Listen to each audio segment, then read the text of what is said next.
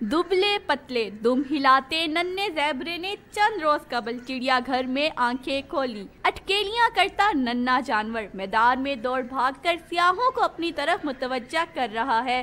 कोई माने या ना माने, तफरीगाह में इसने खूब रौनक लगा रखी है। ज़ेबरा का बेबी बहुत प्यारा लग रहा है, हमको बहुत मज़ा आ रहा है। बहुत क्यूट सा बच्चा है ज़ेबरे का, बहुत प्यारा सा, लावेबल है, बहुत अच्छा लग रहा है इनको देख के, इनको मिल के। मुझे कल पता चला था कि मेरे ज़ेबरे ने बेबी दिए हैं और उनका बेबी बहुत प्यारा है। ये ज़ेबरे का बेबी बहुत ज़्यादा प्यारा है, सब बच्चों को बहुत अच्छा लग रहा है। चिड़ियाघर में इससे पहले 8 ज़ेबरे मौजूद थे। नए मेहमान की आमद से ये तादाद 9 हो गई है। इसको इंक्लूड करके टोटल तो 9 हो गए हैं, लेकिन इसको अगर निकाल दें तो बाकी जो 8 में से हमारे पास 4 मेल और 4 फीमेल्स पहले मौजूद हैं। चिड़ियाघर इंतजामिया के मुताबिक गर्म मौसम के पेश नज़र नए मेहमान की निगहदाश्त का खास ख्याल रखा जा रहा है। कैमरामैन ज़ीशान हैदर के साथ फिजा शहबाज, डॉन न्यूज़, लाहौर।